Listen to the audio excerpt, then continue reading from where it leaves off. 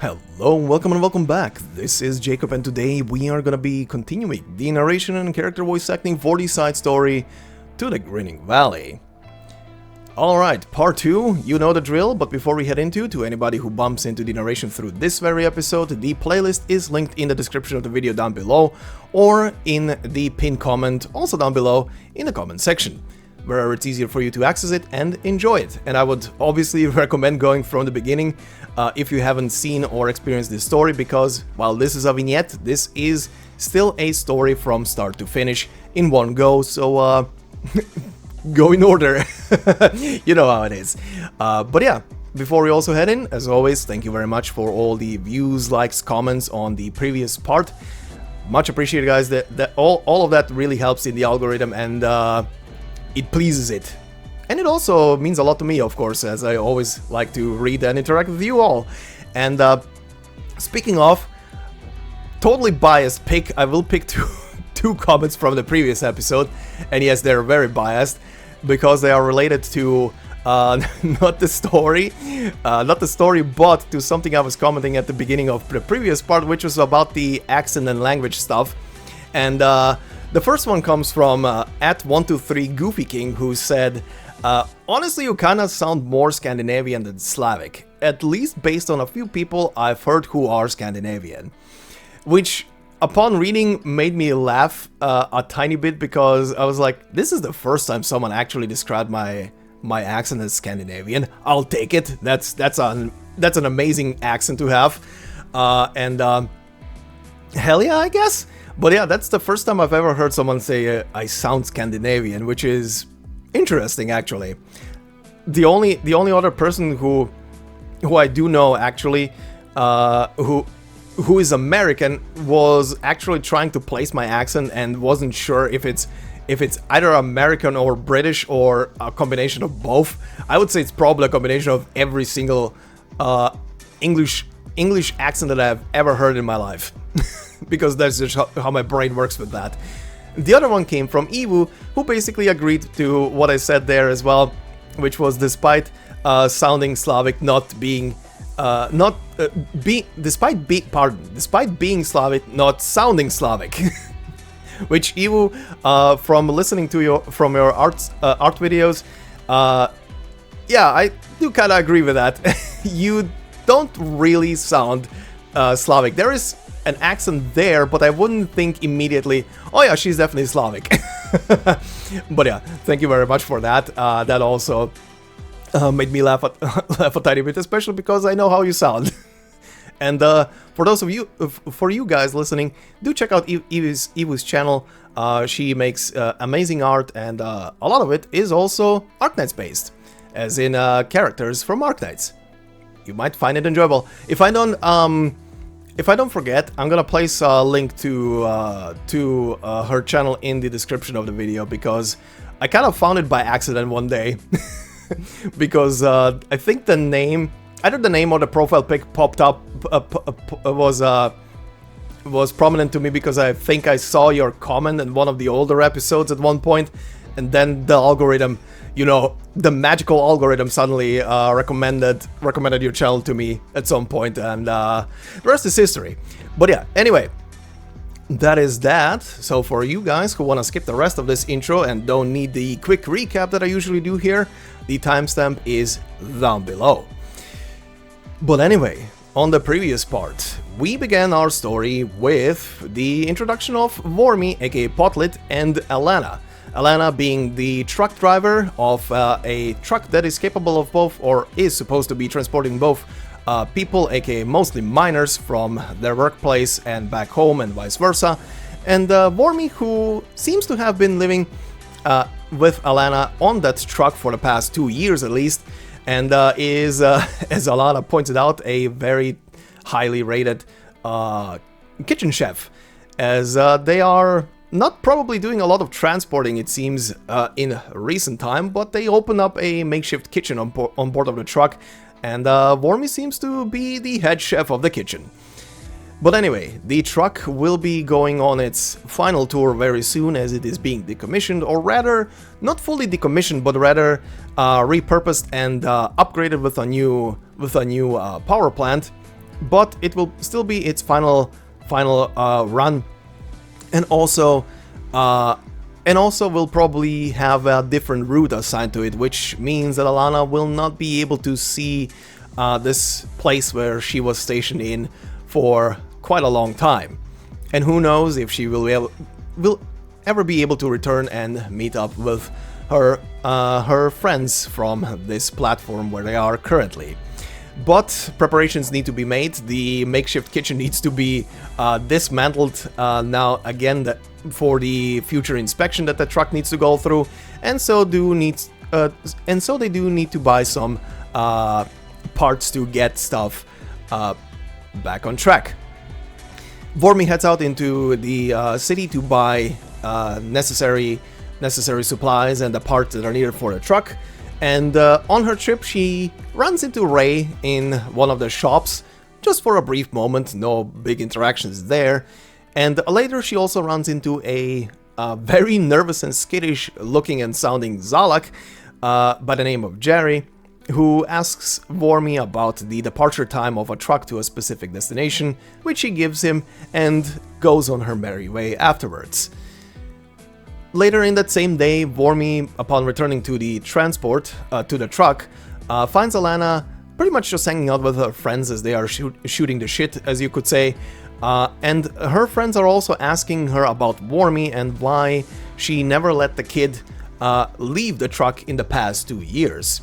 Which Alanna is trying to avoid the subject about, as Warmy is uninfected, but Warmy comes up to Alanna in that situation and tries to push her back because they do have a lot of preparations to make for the next day. And upon pushing her along the way, she also accidentally flashes one of her arms, which has Oripathy growth on its skin, and Alanna's friends do notice that and make a point of it.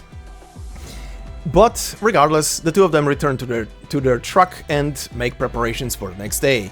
Warmy will head out to hand out the paperwork for the truck before they leave, and as she is doing so, she runs into Savage, who is also there apparently for something, and she offers Warmy to hand in the paperwork for her because no big thing needs to be done. Literally just a sheet of paper needs to be apparently handed over to an office. But she leaves Warmy with a business card essentially from Rhode Island as the two of them go their merry way. Upon returning to the truck, Warmy goes to her tiny secret compartment, which is essentially the security monitoring booth for the truck, where she just keeps on watching over the truck and is essentially hidden away from anybody's sight through the security cameras. And she sees on them that the Zalak by the name of Jerry has actually boarded the transport, which excites her a bit that he actually made it on board. And suddenly she hears a new voice coming from the intercom as they were about to depart, which is not Alanna's, but Ray's, as Ray declares that she is hijacking the truck and pointing it to a new destination, which is the Grinning Valley. They continue, obviously after that. Ray has offered anybody who is on the truck to leave it before they head out, but everybody apparently refused as they all stayed on board. And Ray is holding Alanna essentially at gunpoint with her crossbow and forcing her to go to Ray's destination. Alanna is obviously not pleased and also very nervous about what Ray might do to them, as she obviously doesn't know her intentions. They soon run into a checkpoint. On the checkpoint, it seems security is a bit tighter, and as Alanna talks to a truck driver on another transport, she learns that there was an accident in a mine. Essentially, a mine exploded nearby, and a lot of people have scattered away from it, and the possibility for new and fresh infected going into the platforms across the checkpoints is pretty high. The security is pretty much screening every transport that is going through there, as literally being shown by one of the trucks in front of them as the driver is being dragged out and pretty much new fresh originium growth is being seen on his arms. Soon it's their turn. The security officers enter the truck and are scanning pretty much everybody on the truck for oripathy, and obviously Warmy's wristband goes off on the check, and they pretty much apprehend her immediately and are trying to drag her away despite Alanna's protest, but Ray intervenes, opening pretty much fire onto the security personnel, pinning them to the ground with the crossbow bolts, and rescuing Warmy. They all board the truck again, start it up, and start driving, Alanna showing her skills and the power behind the Ute, the truck that is capable of lifting quite the heavy load as they bust through the security gate and are back on their merry way. Later, we see that Alanna is now a bit more friendlier to Ray, as they're all now pretty much in the same boat, as they stirred up quite a commotion back there, and asks Ray about her reasons to wanting to go to the Grinning Valley. And as Ray explains in very simpler terms, she is looking for something that is supposedly there. Something big, something capable of throwing a gigantic shadow, capable of raining rays of light from the sky, and also capable of speech. And that is where we stopped. So, let's continue on with today's part. So then, today we're obviously going to continue with the next two cards, which are Running Bottle Tree and Hammer Down. Oh, and one thing before we head into, and this is no spoiler for anything specific in today's part, but today's part will pretty much show you when, timeline-wise, this story is taking place. I was asking that in the previous part, mostly asking myself about when this story is taking place and looking forward to figuring it out. And today's part pretty much shows you, and this is no spoiler for anything, this story is set before the Victorian arc. So before Rhode Island and Amiya and the Doctor disembark and go into Londinium. So before Chapter 10, essentially. Sometime before, when exactly, couldn't tell you, but definitely some probably weeks, months before they reached their destination, they had this little trip over here into Rim Billiton. And yeah, so no spoilers for the Victorian arc in this story, hopefully. I do not know if there's gonna be anything specific in maybe this last thing here, because those usually have some kind of extra scene or whatever the hell, but we'll see. But regardless, there's some interesting shit in here, and you will see as we go through it. But for now, let's begin with our first card, which is Running Bottle Tree.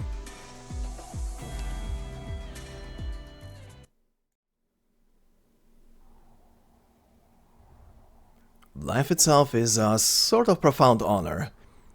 You don't know where it's going to take you, even worse. Even when there aren't 30-some-odd siblings and hundreds of other relatives clamoring to make your decisions for you, you still sometimes find yourself under attack, out of nowhere, such as, right now.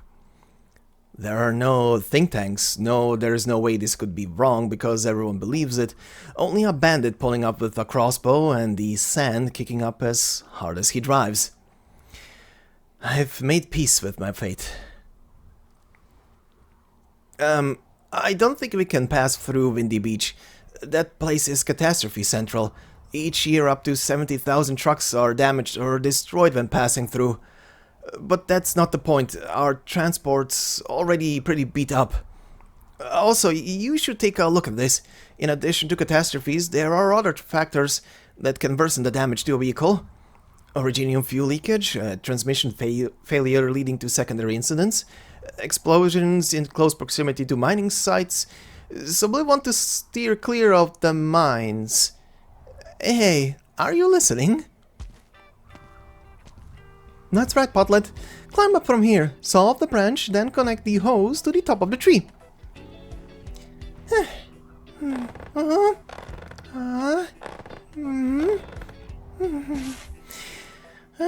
The saw is so heavy. But it's okay. The ankle bracer's lens gave me a very secure. Just imagine you're a big tree moss beast. Use the bracers to hold onto the tree and jump up with a whoosh. I know I can do this and make everyone happy. Suddenly a wild ray appears. Huh? My bag feels lighter all of a sudden. Oi, Jacker, I didn't tell you to do that. Sure, you didn't tell me to do anything, but I have experience collecting water from bottle trees. Okay, so you have a heart after all, but I still need you to return Potlet's tools. After all, I certainly trust my old partner a whole lot more than I trust the random Jacker. Besides, it's not like we're really trying to become a bottle tree water delivery truck. We just need to put on enough of a disguise before entering the city that nobody can tell it's an intercity transport that's gone off route. Slap some decoration on as well. Don't let anyone see that the old girl's been punched full of holes before being patched over with sheet metal. Potlet, let's go over our cover story with the Jacker here. Okay. If anyone asks, tell them we're transporting this bottle tree, and the water in the trunk's gotta be bucketed up for transport into the factory. As for the tree branch decorations on the vehicle, it's just a little something the boss enjoys. That's right. Bulletproof cover story if I do say so myself. Never would have imagined that those bottle trees would be saving our hides when we're running from catastrophes on our long detour. Whoever decided to plant these bottle trees in the middle of nowhere, thank you. And of course, that includes me as well. Alright, time to hop back into the driver's cabin. Are you listening to me? I just want to remind everyone that, every year 300,000 people suffer fractures aboard transport vehicles for various reasons, 15,000 of which are attributed to bottle trees tipping over in transit. Just ignore him. I'll start the water pump slowly so there's no risk of falling off the tree. But accidents always happen. Alright, I'm starting her up. Hold on tight, Potlet. Every year there are 1,000 more people who die to tree trunks bending during sudden strong wind. I did it, Lance. The pump's starting to hum as it drains the water out of the tree trunk. I love when this happens. Huh. Why else would I say I trust you? Actually, there's a chance the water pump might explode as well. What's your deal? Is that a death note you're holding or what? Is your name Light Yagami? Every year I hear about an old friend or two who ends up contracting a ripathy or gets caught up in a catastrophe, regardless of what field they work in. No avoiding it. If we go by what you say, we're all better off not working in the first place. Sorry, I just wanted to give you some points of reference from my limited knowledge and experience. Just trying to help. I do marketing for an insurance company. Insurance? It's the best thing I've seen advertised in years. I've already bought a bunch of policies and hope to get this Colombian company's name out there. But I'm a bit skittish afraid of everything. But there's insurance for everything I'm scared of, including dangers I had no idea even existed. Look, these are my notes. Data collected from several of our company's advertisements, telling you about all the dangers you wouldn't ever think of. Also, they promised to compensate me in the event that something actually does happen. Cool. So, how do you plan to spend that money if you're dead? It'd be pretty cool if they invented a way to continue living after you die, though. I'm afraid there's not much we can do about that. Then, what's the point? Listen up. You help thrust the vehicle up, and we'll take it on over to the nearby nomadic platform. Need to check if a buddy of mine is home. How many vehicles run into catastrophes each year, and where? Doesn't mean shit to me. I'll just ask her straight up for a safe route to the Grinning Valley safely, and that'll be the end of things.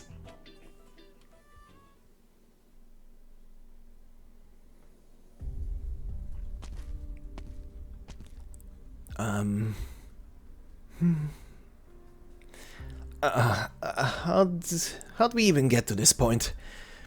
I thought the little girl would just hide quietly in the vehicle, so all I had to do was squeeze into a tool room with her, Felt like the safest thing at the time. But then she wanted to go visit friends and relatives with Alanna, leaving me alone in the vehicle. Here I am, alone in a hijacked transport harboring infected people, forced to work, getting shot at with rocket launchers more than once. I can't handle these people chasing me, so I don't care who it is, who I have to follow, just don't make me deal with this whole mess alone. This is all the money I have in my wallet. Here, take the whole thing. Please. I never said I wasn't willing to follow you. I mean, it's only natural to not want to be a hostage, right? Hostage? I get it. You're the jacker, so if I go with you, I'll end up a hostage.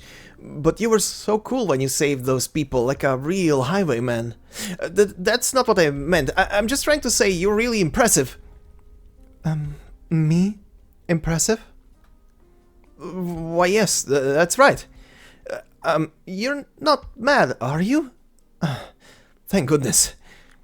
There is one thing I wanted to ask you. Alanna let you leave to buy the supplies we need to make the long-distance trip. So can we just do it like that and not resort to robbing people? See, I've even given you my wallet now. There might not be much money in there, but it should be enough to cover food and fuel. Alright. That's a relief. Alright, something was rubbing me the wrong way. You know how the men at the checkpoint were looking at us funny? I'm a professional. Do you think that we're already under suspicion? It's just, I never said I wanted to take a hostage.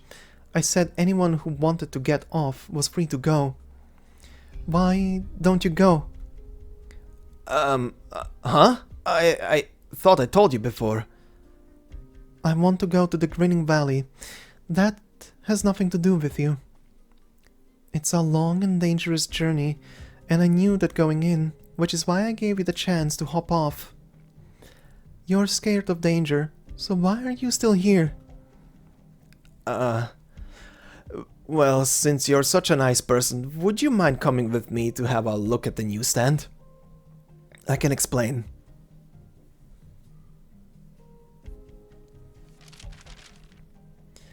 No, normally this wouldn't be... Ray, my face is hidden by the newspaper, isn't it? Yes. Okay, now let's take a good look here. Great, I haven't made it into the list of missing persons yet. Though, even if they did realize someone was missing, it wouldn't make it into the papers within a single day. What about wanted persons? Not seeing anything. It isn't what you think. I just, skipped out on my marriage. Well, it's not that I got cold feet. I was taking this transport on my way to attend my engagement ceremony in another city when you hijacked it. But then I realized I was pretty happy about that. Though I guess that isn't some big deal either, and because it's not a big deal, I'm kind of embarrassed to talk about it. I don't know how it is with your family, but in my case, I've got 36 brothers and sisters and lots of other relatives, so you'll find plenty of stuff ends up not worth talking about. Alright, so maybe you don't get it. I also know there are lots of people with huge families that don't deal with this sort of thing. Sorry, can't help you with that one. Hold on, Ray. There are uniformed men coming this way. The same as the last checkpoint. I didn't grow up in a big family. Those houses all joined together neatly looked so beautiful, but I didn't know where I ought to settle myself down. The Zalak's gone. He probably decided to leave on his own. Should have hopped off to begin with. Good day, ma'am. We'd like to have a little chat with you.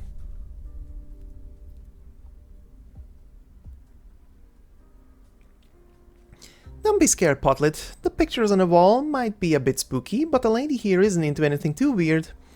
She takes pictures of giant beast carcasses in the primordial forest, plus the bones of explorers in the morass.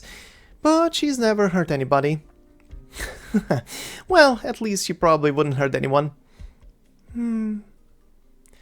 Huh, you're not even talking back when I call you Potlit. Where'd your spirit go? You hungry or something? Don't know if we can count on the Jacker at all, but hopefully she manages to bring the stuff back without any issues.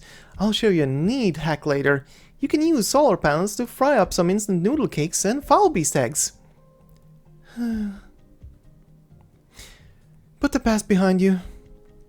Anyways, I have a solution now. Doesn't the Jacker seem odd to you? Maybe even a bit crazy? That's why I decided to meet this friend and ask her about the situation. A shadow as tall as a mountain, and it can talk. If a thing like that really exists in Rim Billiton, my friend surely would have heard of it. But if the Jacker simply had too much to drink or went into the mines without a helmet and hit her head, well, I'll have to figure something else out. Don't worry, they don't call me Alanna of the Barren Lands for nothing. I'll always figure something out.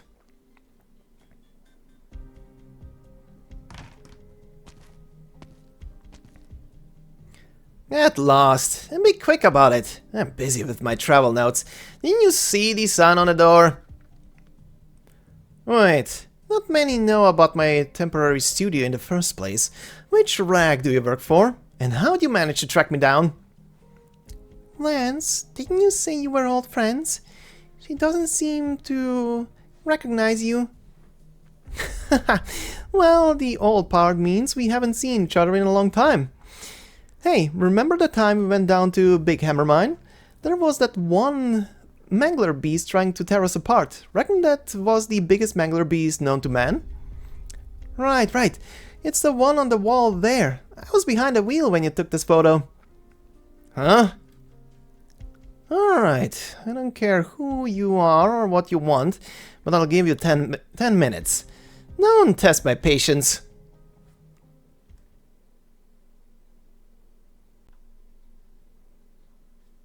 Sorry to occupy your precious time, but I have to vent a bit. This is the single darkest day I've ever suffered. Of course I know that you don't actually exist. I've just gotten used to having someone to talk to ever since I was little. After all, there were always so many people talking at once back home, and I had the faintest voice. Anyways, all I wanted to say was, it's way too dark under this truck.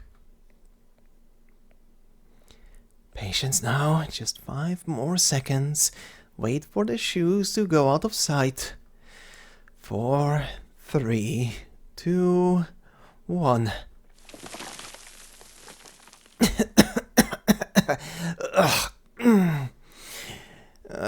At least 2 mouthfuls of dirt won't send me to the hospital. Even if this is the dried sand on the chassis we're talking about. Alright, I can feel it. This should be the access door leading to the power room on the bottom level.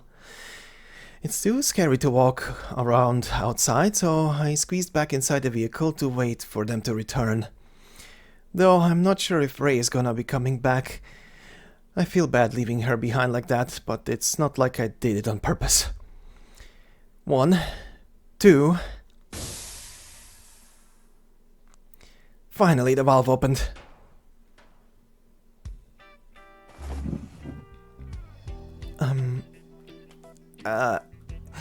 Oh no, sorry, I got in the wrong vehicle. I'll be leaving now. Hold it. I hear something coming from under the vehicle. Oh no. Shh. Quiet down. If you blow my cover, nothing's good gonna come out of it. We can't afford to let those damn metal crabs crawl into this station anymore. The last time one got in, it totaled 3 vehicles and shanked 2 people to boot. Go grab a torch. I need to take a look. Jerry begins to gesture wildly in despair. Come out.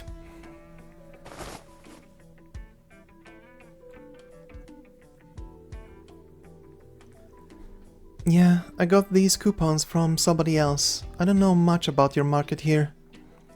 Then why the hell are you answering our market research questions? Because you asked them. Alright then. I guess we have to throw out that whole transcript. Sorry for bothering you, ma'am. No worries. Monthly promo magazine. Clip this for 10% off compressed canned food. When did this kind of stuff start showing up? Alanna is pretty incredible. She's got all of the little details worked out in life, everything down the list. On Friday, go grab a scarf from the old man with a stuffed tail and get a friend's discount from his daughter. Yeah, she's got everything figured out down to the day.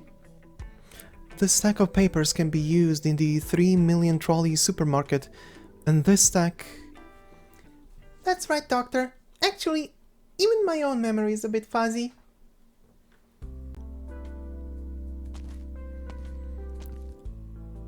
It's as if Rim Billiton has always been like this. Rusty factories, steel frames stacked on top of each other, a grey skyscape, and originium clusters towering in the horizon. Sorry, Amiya, I really would like for you to be able to go home and have a good look around. I was looking for your parents for a long while. But after the attack on the engineering team, the nomadic plate you used to live on got dismantled. The place we're standing right now probably has the most stuff from the old plate. No worries, Savage. This is enough. Thank you so much. Just smelling the rust, oil and welding rods is bringing back memories. It's as if I've gone back in time. Oh, what am I even saying? It's only been a few years. It's just... I can still feel myself sitting in the back of a construction truck, following my parents and the other folks on the engineering team, waiting for them to set out from the plate. You went with them? It's a common practice in many large families. The household oftentimes is the engineering team. If the team has to go work in some faraway place, they'll take the old and the young with them to make sure they're taken care of. Of course, not all people in the family are necessarily blood related. Sometimes they'll be considered part of the household just by living in the same part of the factory. Does that mean back then...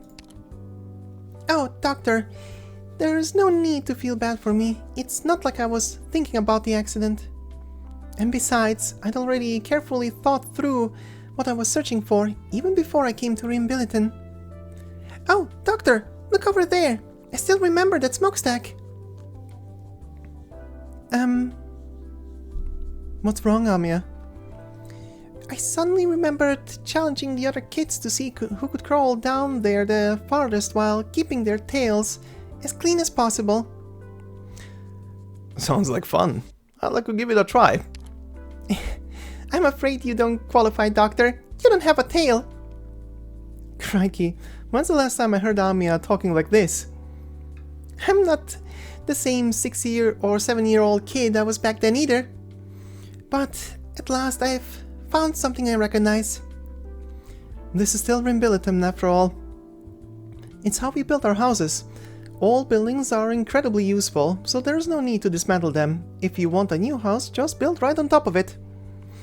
Which is why the elders tell us from the time we're little, adventurous folk, no matter how far they travel, always know home when they come back to it. That being said, a lot of things have changed as well. For example, the infected persons management law we just came across seems to be imitating Lethanian's legal framework and Victoria's jargon.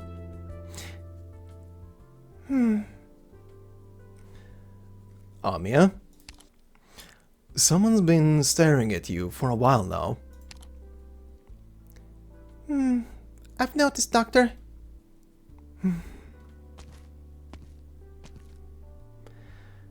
Do you know her? I don't think I've seen her before.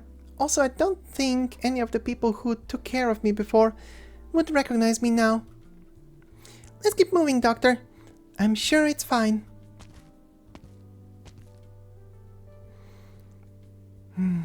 The coupon flyer and the shopping list to go with it have gotten all mixed up. Now, what did Alanna tell me to get again?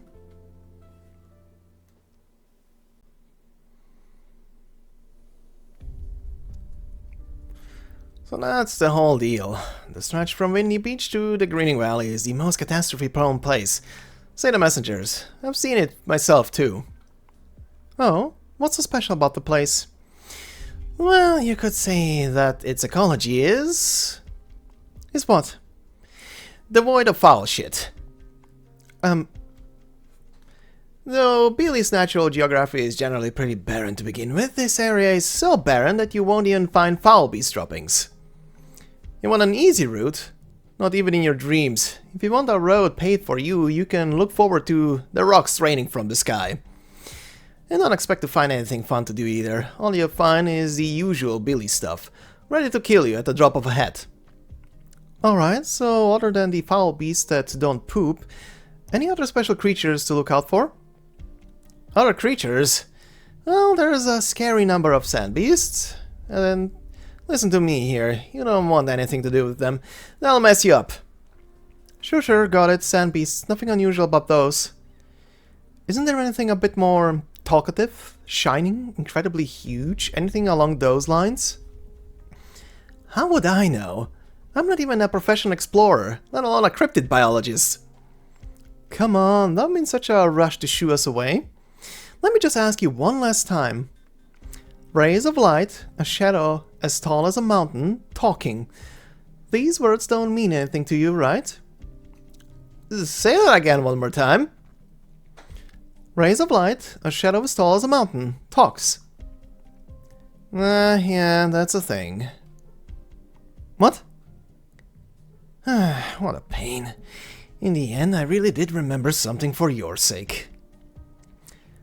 Asbestos responding in Sargonian. Farenmut. What language is that? Sargonian. Course, not many know the word to begin with.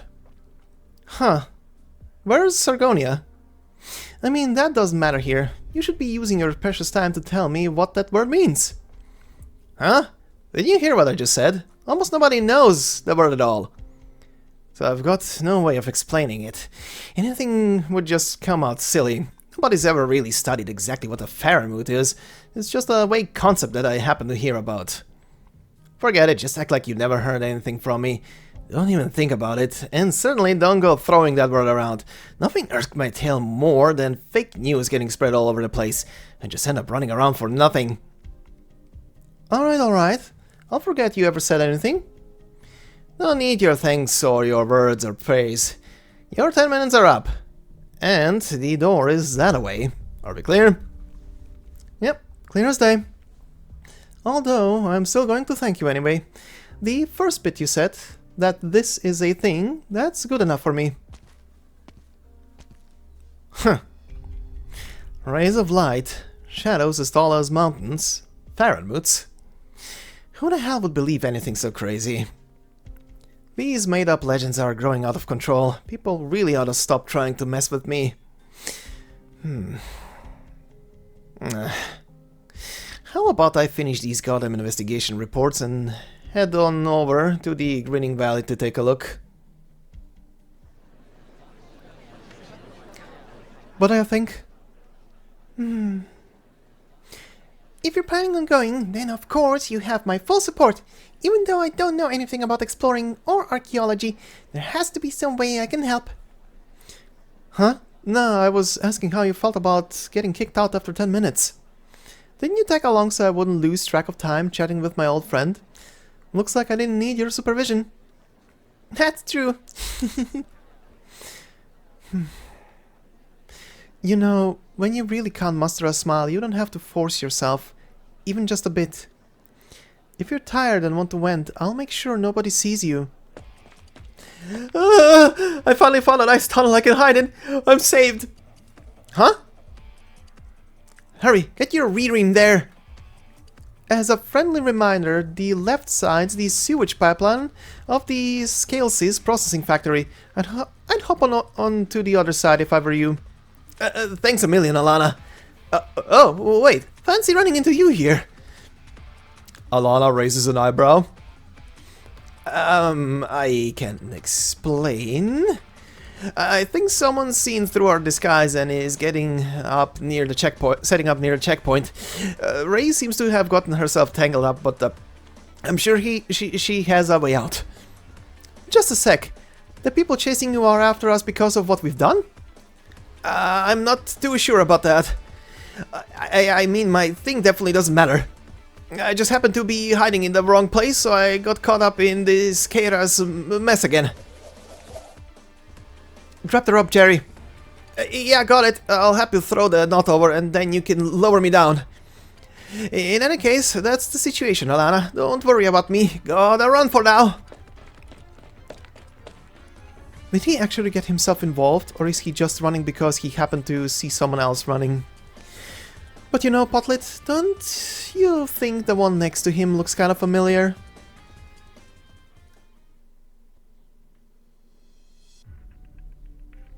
Life really is terrifying, and you can't run away from it, no matter how much you might want to. Well, actually, I've never wanted to run away.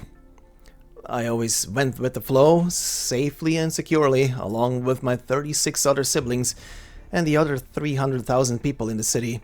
After all, you naturally gravitate towards whatever is the most stable. But I got attacked out of nowhere. I ended up skipping out on my engagement, and now I'm actually on the run with my very own 2 feet.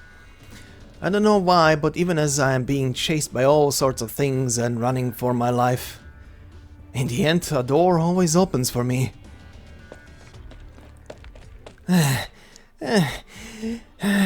Are things getting better or worse for us? Logically speaking, if there's a nest of metal crabs beneath the sewer, we ought to contact a security officer. That's what it says under the Beware of Wildlife signs. Bad news is we just barged straight into their home in our attempt to escape. I can't feel my lungs anymore. Don't slow down now, unless you want to end up cut to ribbons by those pincers. I really can't deal with this whole running away thing. Do I come across as some career criminal who's constantly on the run? I just wanted people to think I went missing, so I crawled into the bed of my hardware store's delivery truck and went to sleep for a day. Then the cargo box ended up getting transported away, as usual, and I found myself waking up in someone else's vehicle. And here we are. You're not a career criminal? Thank goodness, I thought I saw your face somewhere before on a wanted poster. Oh, but I don't mean to say that you look generic or ordinary. He said the line to an NPC, by the way. You know, I've had a question on my mind. You really went and helped someone you thought was a wanted criminal? I just felt like I had no choice. From the very beginning, I didn't know why these men were even chasing me. Plus, I think you're actually a good egg. Same as the ladies who abducted me and brought me here. They're actually pretty decent. So loud. Hold on, where are we? I've got an idea. Let's hear it. Huh? You're letting me call the shots? This is rather new for me. Long story short, that sounds the smelting plant's automatic waste filtration and disposal system. I've seen someone falling off it in one of our company ads. He suffered a terrible fracture. My point is, if people can fall from it, that also means that there has to be a way up. We might be able to climb on top of that thing. There's no way the metal crabs could chase us up that high, and our pursuers would never expect us to leave the factory. Let's go this way. You want us to walk across these rickety platforms that look like they could flip over at a moment's notice? Along these iron slabs that could easily send us flying? It's not completely impossible. The robotic arms are on a timer. I'll climb up first and look for the control room. It'll be safe as long as I manually operate the arms. I saw Alanna driving the transport. The operating lever for this mechanical platform should be just like that vehicle's shifter. I might be able to pull this off. I just need to give it a shot. I mean, I can't say for sure if it's going to work or not, but... I trust you. You can do it. Just go for it. You trust me? Wait, not only are you willing to let me call the shots, but you're also placing your faith in me? Dear Lord. Not even one of my 36 siblings has ever dared. But you're also smart and independent just like them.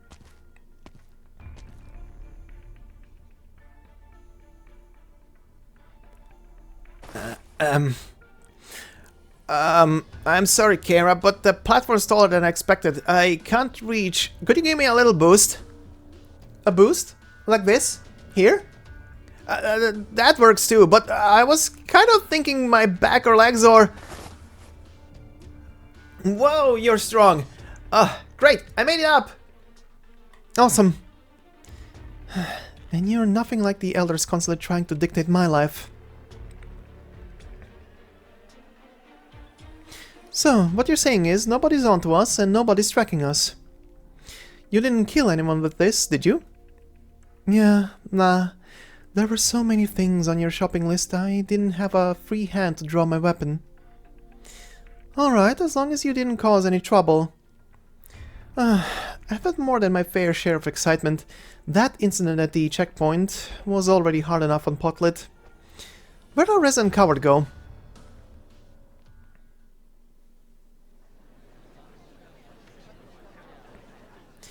We're finally safe. We actually did it. Thank you. I really mean that. Thank you so much.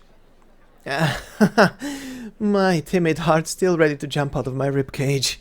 I actually followed through with a decision. And such a dangerous one at that.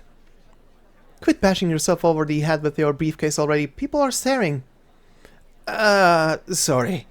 It's just that I'm a lot more used to going along with other people's plans. I had a big family and things got pretty loud.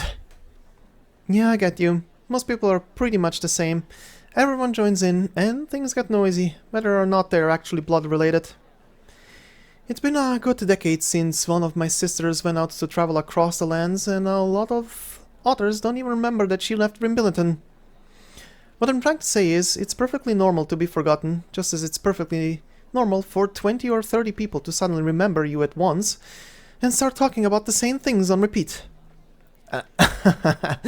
Alright, you are. You know, I skipped out on my engagement today, which is how I ended up out here. It's also why I'm so afraid of getting caught. Well, actually, the whole thing was foisted onto me because of a little dust-up, but afterwards I realized that I was pretty happy to be getting out of that marriage. It hadn't dawned upon me until then that I was really against the whole arrangement. I don't even know the first thing about the woman I'm engaged to. I just felt like so many smart people in the family said I should do it, so it had to be the right thing. Right? I totally get you. The elders in my family always try to push their experiences onto me, and I got so sick and tired of their nagging that I wanted to disappear. Even though I left the old factories and went to Carrots to an assembly line, they still packed themselves into a transport for a solid half day just to tell me that they found me a proper man. If I had gone along with it, then I would have missed everything that happened today. It's nothing. You go ahead. Kara, I'm just thinking, the two of us have a pretty good rapport, and, my company recently rolled out a new insurance plan with really broad coverage. I don't know if you'd be interested or not, but... Huh? Insurance? I'd be glad to help you with your work, since I do owe you one for today. But what kind of insurance are we talking about here? And how much does it cost? No, Miss Kara. That's not what I meant. It won't cost you any money. I just wanted to ask... How would you feel about becoming the beneficiary of this insurance plan I just bought? Beneficiary? In other words, if anything happens to me, then the company will pay you a large sum of money. As for the specific terms, I can go over the details with you if you have time. After all, a beneficiary is someone very important to me. Goodness, what's getting into me? Am I making decisions for myself again? And I swear, this has to be the most important decision of my life. Kara? I know this is very sudden, but it's how I really feel. I just had to blur it out. The old me would have just kept it bottled up in my heart, thinking over and over about how to get the words out, and if I did get them out, worrying if I stuttered or not. Huh? Am I not stuttering anymore? Oh, it's no big deal. If you don't want to, then maybe I shouldn't have sprung it on you like that. Maybe I'll do it. It's more in line with my personal principles than going along with whatever the elders have planned for me. Really? You're fine with it? Oh my god, I really have to tell my siblings that I'm not going to let them lead me around by the nose forever. Totally. They're always going on about how they've been through so much and know better. My whole family's got a suite of roles when it comes to who we marry. Like how everyone loves a Cotus with long ears. Huh? Cotus? Yes, I'm the only Zalak in the family. I guess I got handed off to this family when I was little. I forget about that a lot, same as people forget about me. Besides, what big family isn't cobbled together like this? Ah, and they like loud talkers. My relatives are more into the quiet types. And industrious, businessy types. Who know how to make a sales pitch. Even their appearance... Wait... You just mentioned that you were skipping out on an engagement ceremony, didn't you? This plot twist. Lance, if we don't leave now, we'll be surrounded by drivers bringing wine barrels over to collect bottled tree water and won't be able to get out. I know that already. Seriously, didn't that Zalak say he was scared to death that something terrible would happen as soon as he left the vehicle? I told him everyone's free to go off whenever they want, and I wouldn't do anything to stop him. The way he was talking, I think he was scared he'd run into the girl he was engaged to. Ray! Alanna! Hurry up and give me your contact! Huh? I'll send you the details later. Wedding invitations. Huh? This motherfucker. As far as I can tell, the road ahead should be pretty safe. No traces of big beasties, no sign of the ground getting hollowed out by the wildlife. Maybe that last blessing of the Zalak left you is actually doing something for us after all. Have a safe trip and you'll definitely find what you're looking for. Faranmut. Huh. Pretty tough just going by the sound of that word, huh? If you walked up to me and told me we're going to go and find a Faranmut, I wouldn't have questioned it for a moment. Though I didn't think you'd also read the road conditions. Hardly. I don't have much experience. I'm not a real lookout. I just think looking out into the distance with binoculars is pretty neat. That's all. Weird. The power system's temperature display seems a bit off. Jacker, did we miss something just now? Like a geyser spewing steam by the side of the road or active originium on the surface causing a small-scale explosion? Nope. I made sure of it. What about Potlet? Where'd she get herself to while we were looking outside? Wait, is she in the power room?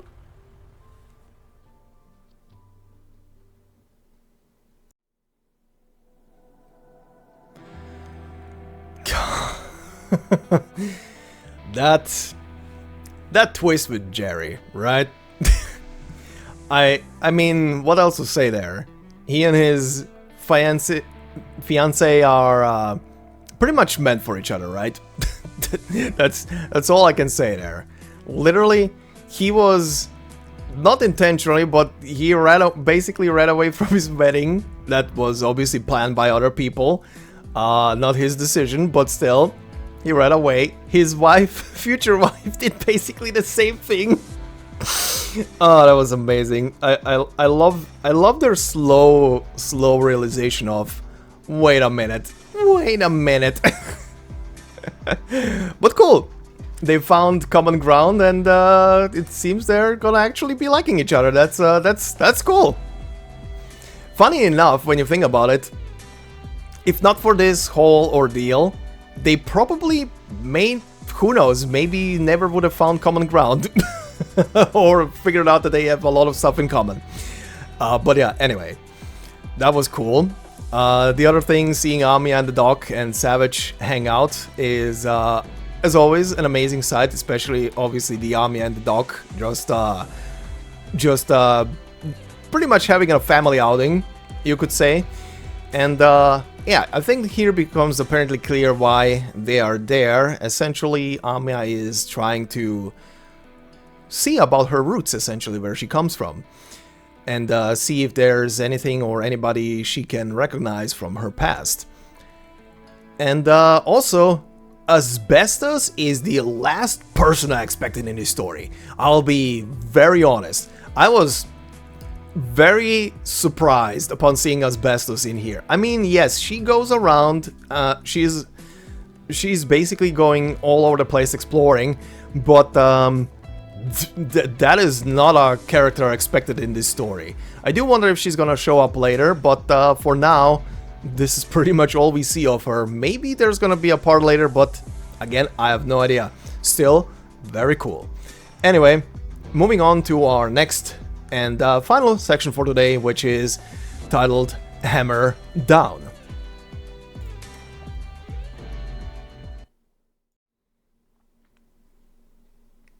Normally, we don't get closure right when something happens.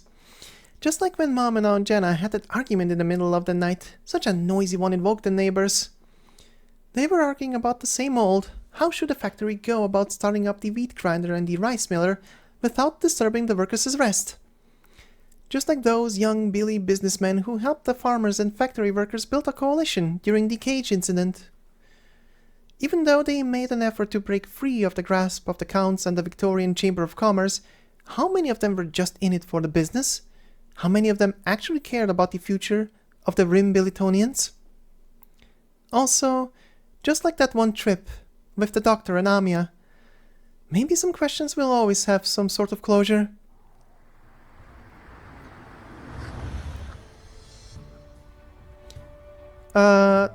Don't know where you're gonna go yet?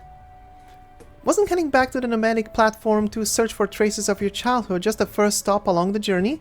Like, what happened to the second stop and the third stop and so on? I filled a tank of gas and even prepared a portable stove and a tent. Besides, the Rim Billiton Miners' Cup is in the group stage right now.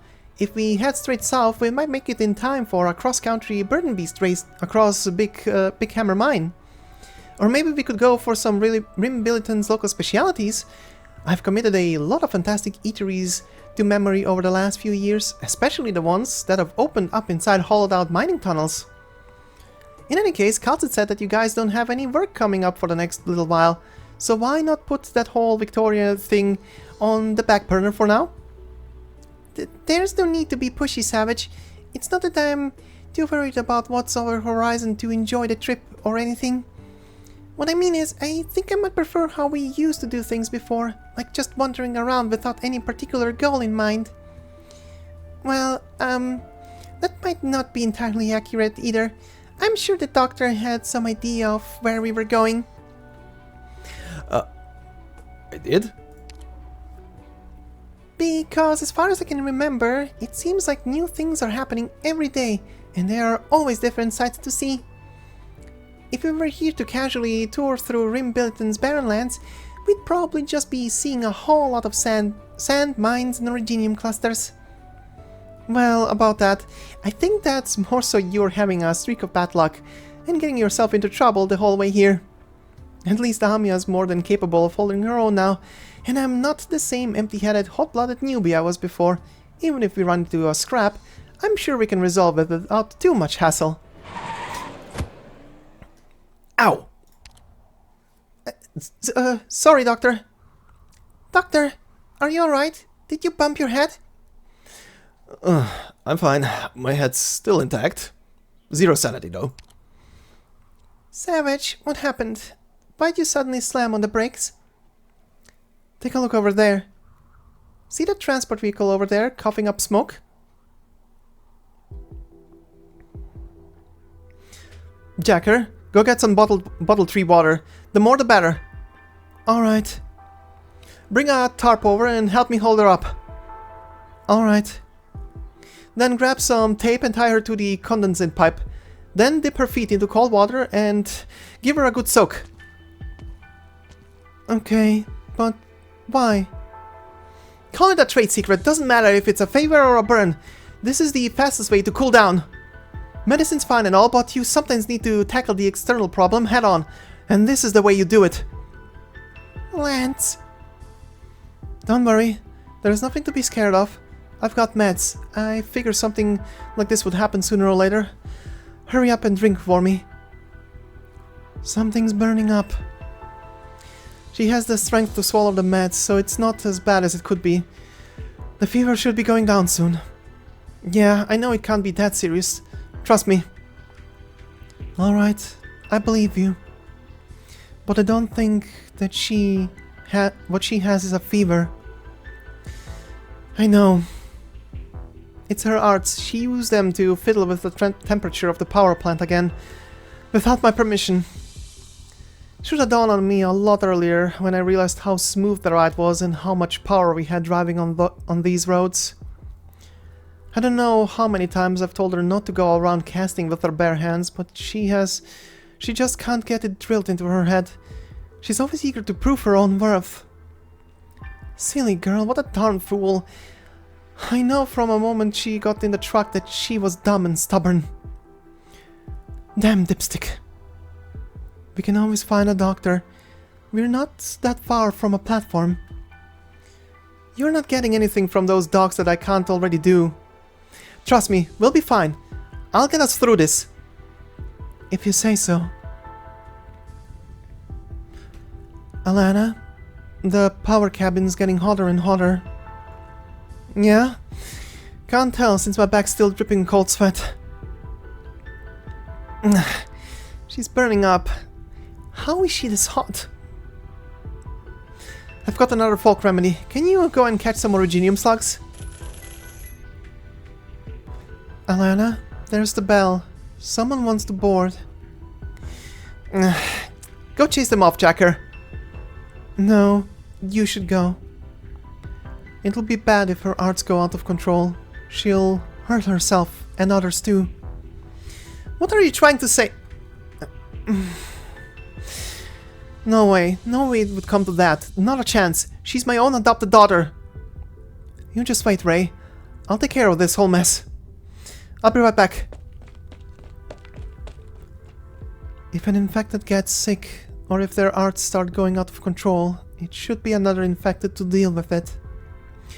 That way, even if they disintegrate, it at least won't create new victims. That's standard protocol on the job.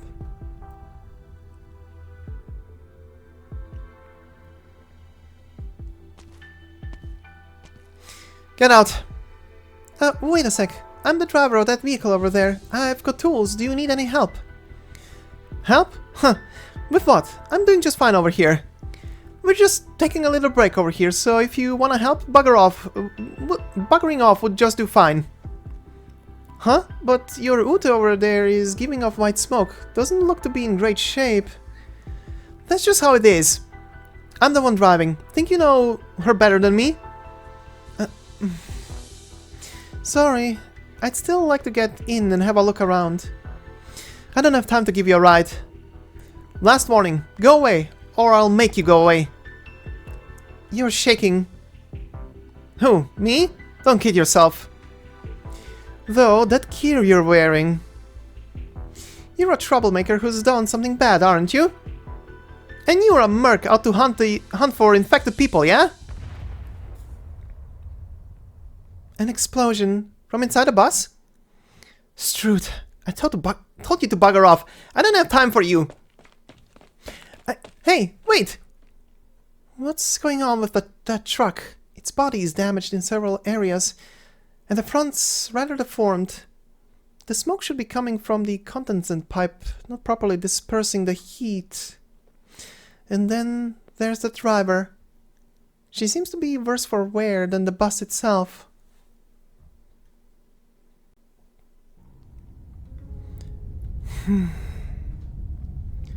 Poor grey ears. The engine has long since stalled, but the sound of water flowing through the condensate pipe can still be heard from the power cabin. The temperature inside the cabin is unusually high, but the drenched potlet continues to shiver. Alanna said this was supposed to help. Just a bit longer then. As her words trail off, Potlet's lips quiver slightly, as if sleep-talking. Ray thinks for a moment, then holds the girl's scorching hot hand. Though the hand subconsciously tries to shrink away, it has no strength to do so. Burning hot. It's alright. Now, I'll be able to see how badly your arts are going out of control. This isn't any miraculous technique or anything, but I can at least reduce the danger a bit. Some people are fine sticking their heads in the sand. Some cope themselves up in abandoned mine shafts and wait for the whole thing to get blown up and sealed off. And others try to run far, far away into the barrens. Sure, people get sick, just like old parts get rusty. Bound to happen. As long as you handle it properly, it won't affect anyone else, and it won't turn into a big deal. No, I don't want this. Ray. Easy there, Grey Ears. Your body temperature's still high. A long time ago, everyone in my family, the whole family, they were all infected. Right. All of them knew how to put their nose to the grindstone. They built their own homes and lived simple but fulfilling lives. I was happy too. I could make a big pot of soup and share it with everyone. They'd eat yummy food and then they'd get better. After they got better, they wouldn't need to come back anymore. Easy now, Grey Ears. If your temperature gets any higher... A few sparks crackle through the air. I can't hold you anymore. I know what I'm doing, Grey Ears.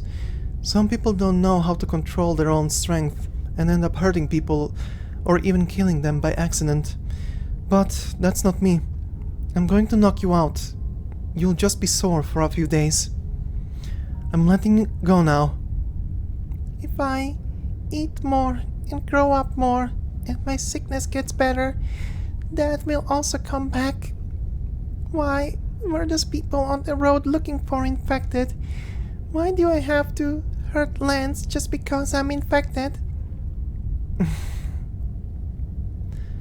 The rawness of the blisters on her hand force Ray to pause. Ray, is it bad to be an infected?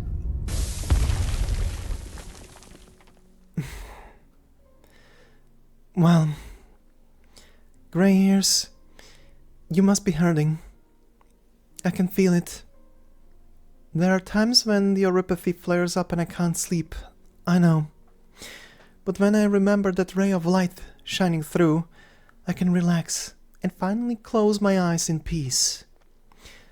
Fahrenmut. Calm, Grey Ears. Calm down. I will find it.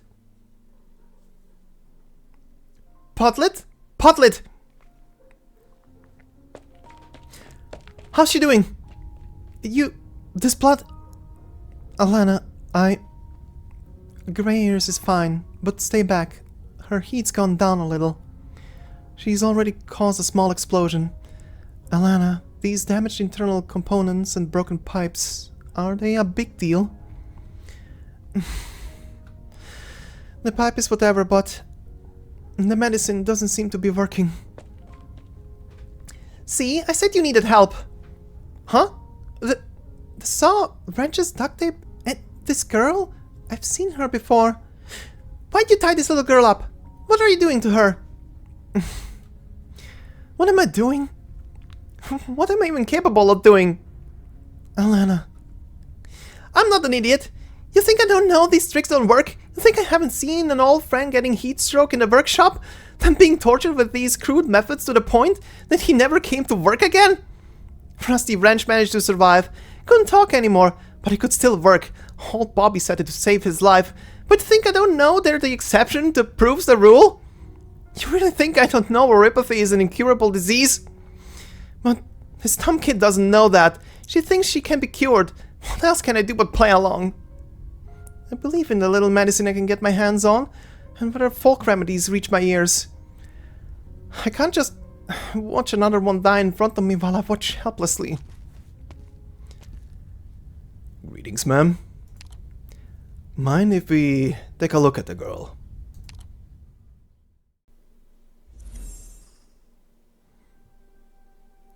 Sleep peacefully now. You don't have to burn yourself anymore.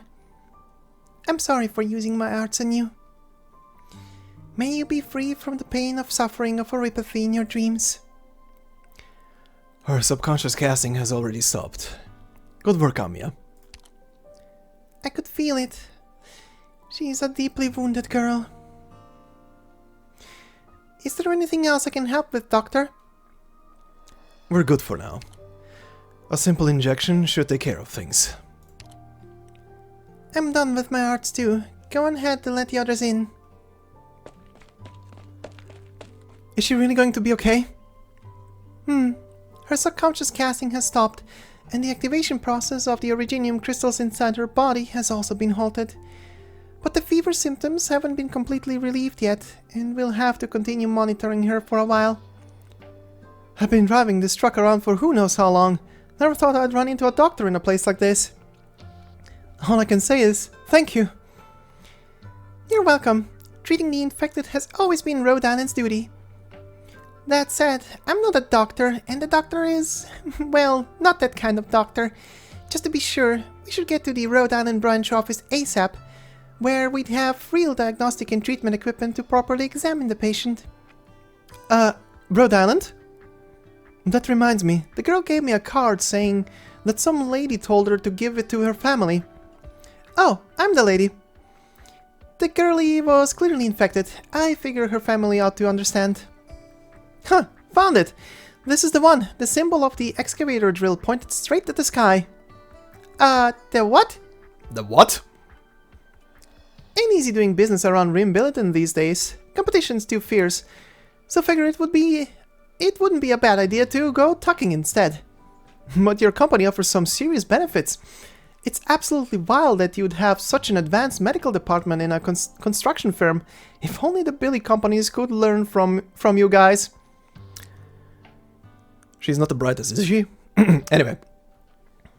Alanna, I think there's been a little misunderstanding. But I do agree with you. If all of Rim Billiton's companies committed to raising awareness about the oripathy prevention, our young patient here might not be in such serious condition right now. And we should really put what we do at Rhode Island front and center on our business card. After all, the infected rarely have proper access to medical services. In any case, we'll have a proper medical team dedicated to Warmy's treatment at the branch office. If it's not too much trouble for you, I'd like you to drive for the nearest nomadic city. Sure. Oh, wait, hold on. There's a bit of a special situation with the truck. Once we go back, we might not be able to leave again. Plus, I have an agreement with someone else. Special situation? Oh, that reminds me. You're supposed to be a transport, right? But if you keep going in that direction, the only thing waiting for you is an uninhabited wasteland that's prone to catastrophes. Wait, don't tell me you were planning to go plant bottle trees there? No, we're going to search for the Farenmoot. Farenmoot? Please don't leave Warmy behind. Don't worry, nobody's leaving you behind. We're just having a little discussion. Potlet? You're awake? How's your head? Are you dizzy? Are you still running hot? Lance, you look so upset. Did something happen? I think I just had a long and tiring dream. At the very end of the dream, I think I even saw the Farenmoot. Ray asked me to take a good, long look at the giant shadow. I looked and looked as hard as I could, but I couldn't quite make it out. Lance, can I go with you to find the Farenmoot?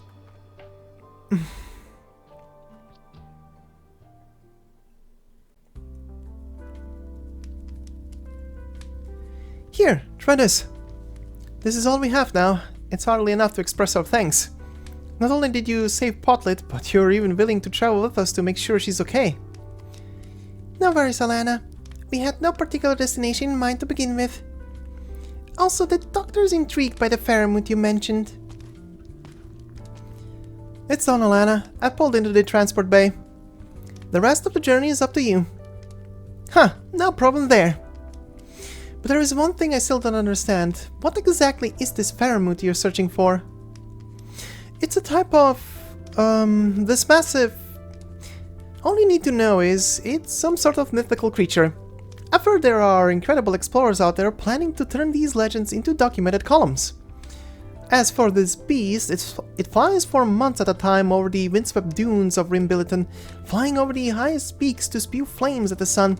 It appears in the mist of nightfall with a luster more brilliant than the moon's. We set out this time to look for some more useful clues. Isn't that right? Ray? You talking about the lady with the crossbow over there who's hardly said a word this entire time? Forget it, she can enjoy the cold wind by her lonesome. In any case, that's how mighty a Faramut is. That legend sounds all over the place. Don't think I've heard anything of the sort before. I've heard of it. A massive foul beast devours the clouds in the sky. Before it can finish eating the last cloud, right before the day the sky falls, the people on its back all jump into the boundless sea of stars. Before we continue, let's read the sentence one more time. You'll know why in a moment. A massive foul beast devours the clouds in the sky before it can finish eating the last cloud. Right before the day the sky falls, the people on its back all jump into the boundless sea of stars. A long time ago, that doctor used to tell me bedtime stories like that. I did? Sorry, don't remember that. Well, of course, you put it in different words, but I have a vague memory. Your tone at the time, it really made me want to believe the stories were real. Never would have guessed it, but looks like our friend here has quite a vivid imagination underneath that hood. But we're not after fairy stories here. We're looking for the real deal. The freshly stewed, piping hot sweet potato soup is ready. Whew! This is the good stuff. Hurry up and dig in, everyone. Appreciate it, Warmy. Don't mention it. There's also veggies cooking in the pot. Wait a minute. This flavor, why does it have a hint of originium slug? Well, I did add a little bit of slug slime. I've tried it before, and the flavor's not too bad. It's soft and chewy, doesn't stick to your teeth, and it shouldn't be poisonous at all. Wow, I think you're onto something. By the way, Alanna, the food you served up before was pretty good. I didn't expect you to be such a cook. Is it really so surprising? Do I look to you like a woman who doesn't know her way around the kitchen? The factory workers were always tripping over each other to get at my food. Though my real specialities are way more flavorful. Don't care for all this light, time-consuming stuff. Everything you ate just now, from the beet soup to the originium slug slime sweet potato stew, was all prepared by Potlit here. I just served it. It's Warmy's work? I know she's getting better and all, but are you sure it's wise to let her do all that by herself? Let her rest up, and I'll handle the rest. Calm down. Don't be bugging her over it. She can handle it. If anything, I think she'd be sad if she felt like there's nothing she could do. She's always been like that, wanting to prove that she's all grown up, incapable, which is how she ended up in this condition. Oh, right, Alanna. Yes? Has Warmy been through something? Even though she's always smiling and full of energy, I feel a deep sorrow coming from her.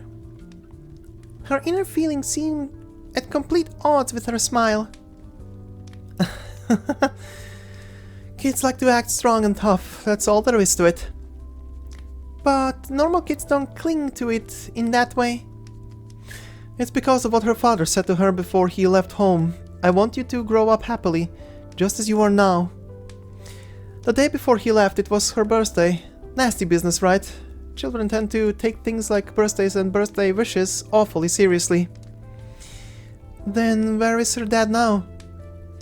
Who knows? All I know is the girl relies on me, because every time her father left home for work, it was in this vehicle. Miners are the most common types you'll see aboard, with courtesses a close second, and her father happened to be both. Like hell I'd be able to pick him out of a crowd.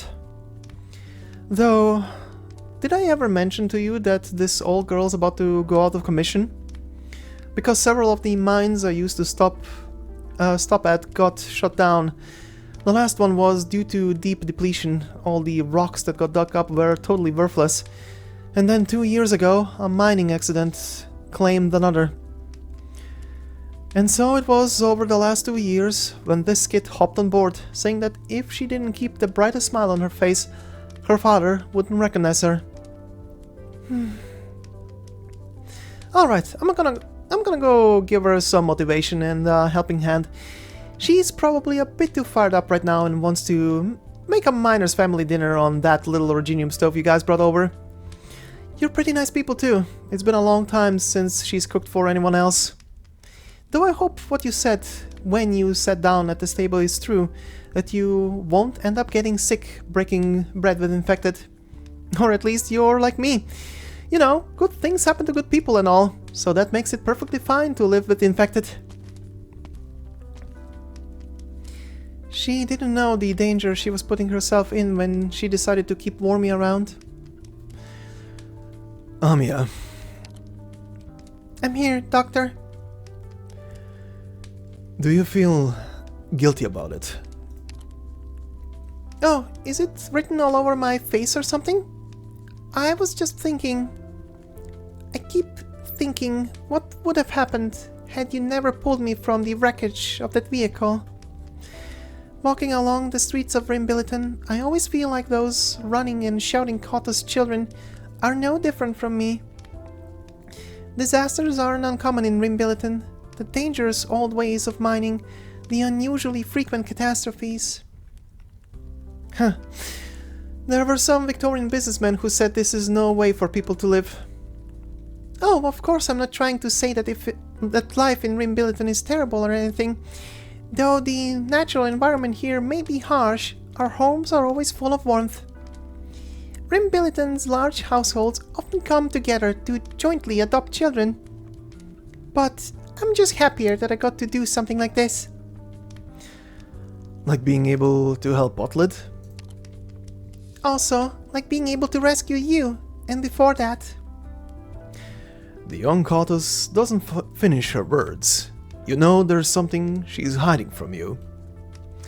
Amiya's expression is somewhat wistful, but there's no sign of regret or remorse.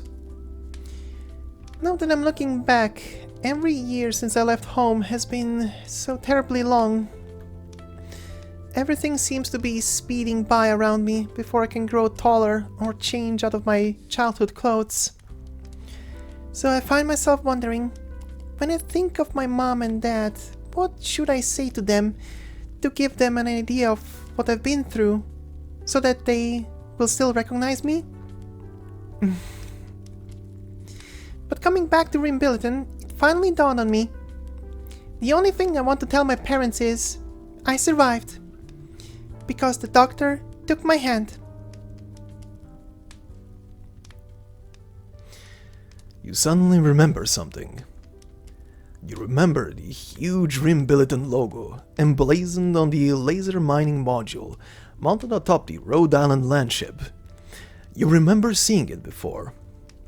You remember some of the materials that Rhode Island has gradually been making available to you lately. Rhode Island's predecessor, Babel, customized this Rim Billiton mining module that was attacked during the initial shipment. The mercenary team dispatched by Babel failed to stave off the attack, resulting in the deaths of many people on the transport team. You remember the thick black smoke slowly burning in the empty wilderness.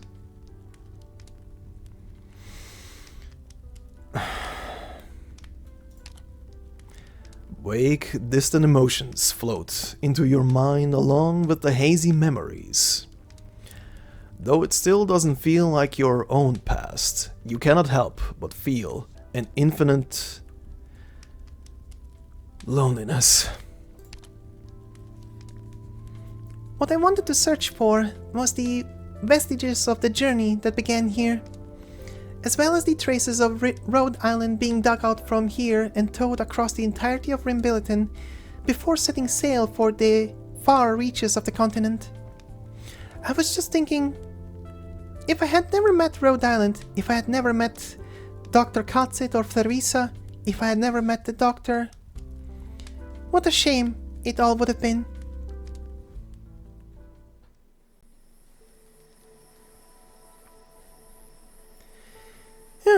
Finally helped tidy up around here.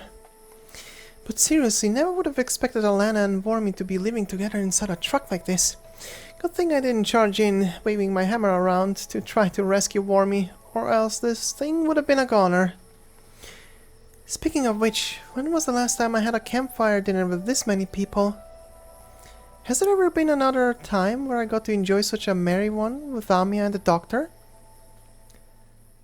Flashback. A grunt? That's it? Does it not make your blood boil? Those bastards in suits want to plunder our minds.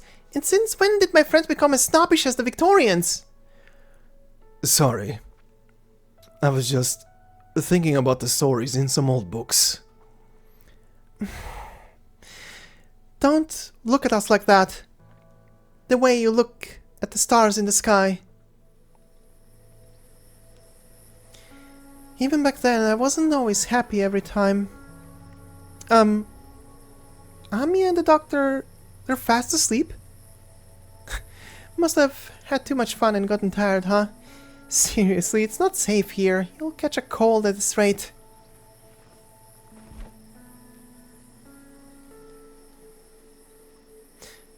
Savage? Huh? Oh, Doctor, you're awake? It's pretty dark tonight and I couldn't see your face clearly and, did I wake you? Some people are still awake. So, you're looking out for Amiya here, huh? Fair enough. The Billy Barons have always been dangerous, and the people you meet aren't always friendly. Which is why you have no idea how anxious I was when I first met you. You, a sickly foreigner, trekking through the wilderness with a little girl in tow. You were a goner. You weren't afraid because you didn't know a thing about Rim Billiton. I could write it off as Amiya trusting you regardless. But it wasn't until a lot later when I understood why she always slept so soundly next to you. You make me sound like I'm always on my toes. Well, yeah. You rarely get any time to rest. But in the barren wilderness, the glimmering of the starry sky, or the steel frames and cranes rising over a city, you can stare blankly at these things for a long, long time. Maybe you didn't consciously decide to stay up to stand guard for Amiya, but you nevertheless managed to help her avoid some ferocious foul beast and highwaymen. Mind if I take a seat?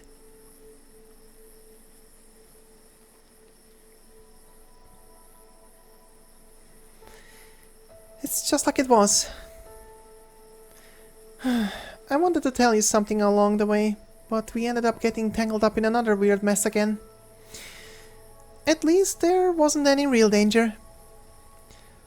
Were our travels like this back then too? Well, for me, the biggest difference was my attitude, I suppose. To be honest, I was a bit disappointed back then and wanted to go for a walk. A really long one. I heard about it from the other Rim Billitonian operators. You would have been even more famous here. Well, yeah, it was because of that cage incident. But after everything was said and done, I followed you and Amiya on that trip. And to everyone else, it seemed like I'd ghosted them. By the time I returned, they'd mostly forgotten about the whole deal. Which is exactly what I wanted. At the time, I saw businessmen signing contracts to develop the mines for the people of Rim Billiton, but they turned around and threw us into cages. Same way predators in the wilds snatch their meals. But I'm even sadder about the ones who promised to protect our land together, swearing not to let the old dukes strip us of our dignity. Some people, as soon as they tasted wealth and status, turned out no different from the businessmen and robber barons. Huh. Just thinking about it makes me want to swing my hammer around and smash their glass houses up to bits. Please calm down, Savage. Oh, I'm so sorry, Doctor. I didn't mean to scare you. It feels crazy to be telling this story again. In any case, I was absolutely furious at the time. I couldn't stand that feeling, like people were suddenly plucked out of their own skin, made to become completely different people. That look in their distant eyes didn't seem like any way you'd look at a friend. To sum it all up, I can't trust them anymore. And so I have trouble understanding certain others. Might I, by any chance, know one such individual? Yeah. Don't worry about it. My hammer is just to protect you. You and Amiya both gave me your answers. Amiya already told me she's willing to go down that path and doesn't regret it at all. I can see how heavily that burden sits on her shoulders, but now all I can do is try to help her carry some of that burden. As for you, Doctor... Flashback. This isn't right, Calcit. What are you playing at here? What happened to Amiya's body? How could you leave a child as young as her to suffer this? Tell me, was this the doctor's decision? Is she nothing but a pawn to the doctor? I wanted you to swear to it. I couldn't shake the doubts that I had, but I also wanted to have faith in you, so I asked for a vow. You promised that after you took Amiya from Rim Billiton, that you'd do your best to treat her with kindness and let her grow up healthy and free. Yeah, I know. There's no use asking for answers from an amnesiac doctor. But how about you, Calcit? Are you waiting too? Alright. Two can play that game. Time will tell all. The same goes for you, Doctor. If there's anything you need from me, please let me know. You point into the distance. Already? Oh, that's right. She's been sitting there all night. Doctor, are you trying to say that she's a threat? Or is your assessment something altogether different?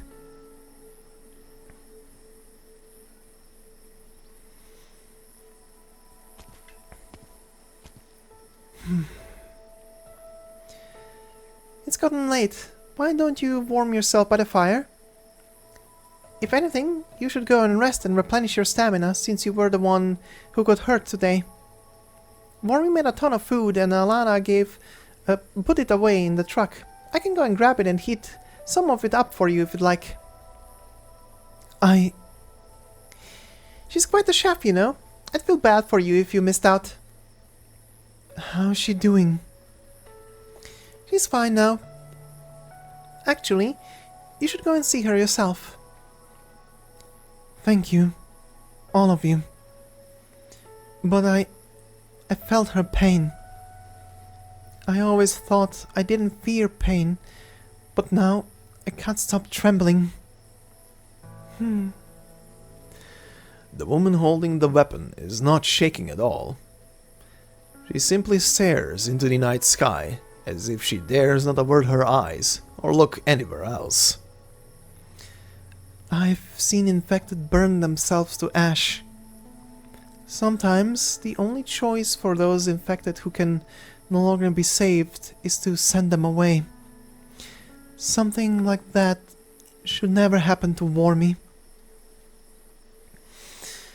I feel so terrible. From the very beginning, I was the reason why the truck went off route.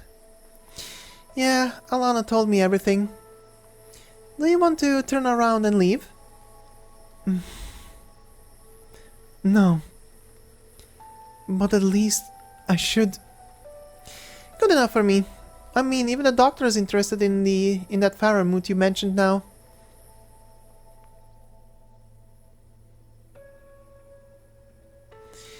The stars sure are beautiful, aren't they? You've been staring at them for a while now. I can't say. All I know is they are far, far away and shimmering in the darkness. It's slightly better than staring just at the darkness. Are you afraid of the dark? No. It's always so dark in the mines that I've long since gotten used to it. The mines, huh? Well, I guess you probably don't care too much then, huh? I totally get you. I used to work underground as a security officer, and it was always stuffy as hell.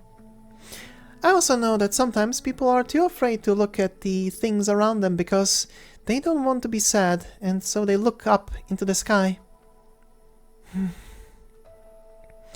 What about you? What do you see, and what are you looking for? Why did you decide to go truck jacking in the first place?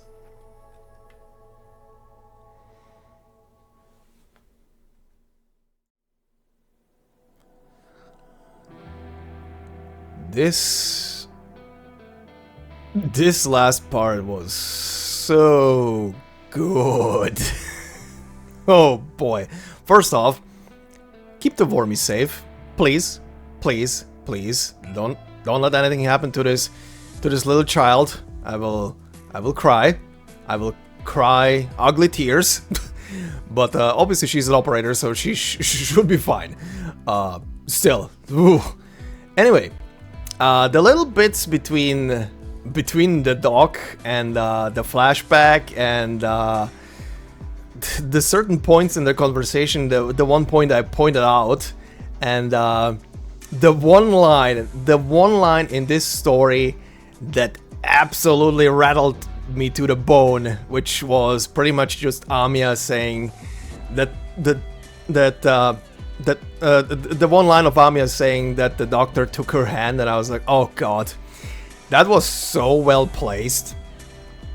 And I do wonder how that line feels for both people who have been with the game for a long time and maybe people who have been with the game only for a short time, because that single sentence about her taking the dog's hand, or rather the dog taking her hand in the past and saving her life, is such a strong sentence. I needed like 5 minutes after that line on initial read. I just sat there, I was like, oh god.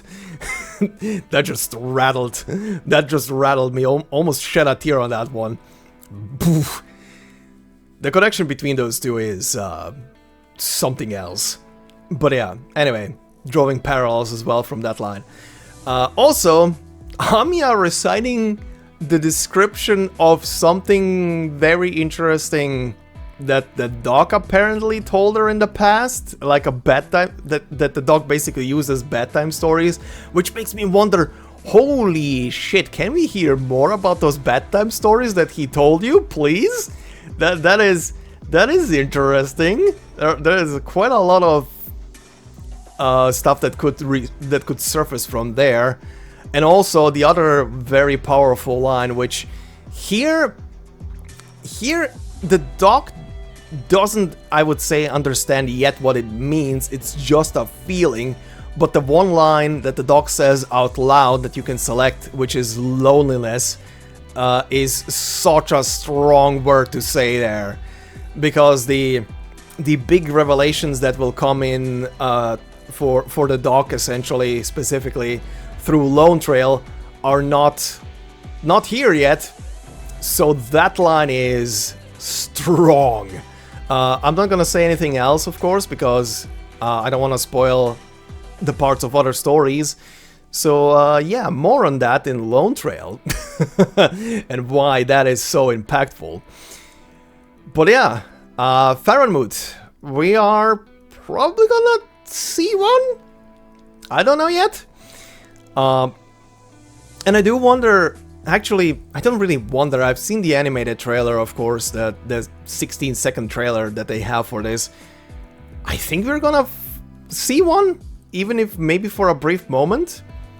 But yeah, looking forward to that. I want to see what that is gonna entail, and if any kind of conversation is gonna be had between the Faramut and the current people on board of the truck. We are heading for our final part, and we will see what happens in that one next time. But damn, this was a very good middle point, very emotional middle point. I was left, like I said, a bit emotional at certain points through all this thing. But next time we shall continue and finish off our tiny little adventure here.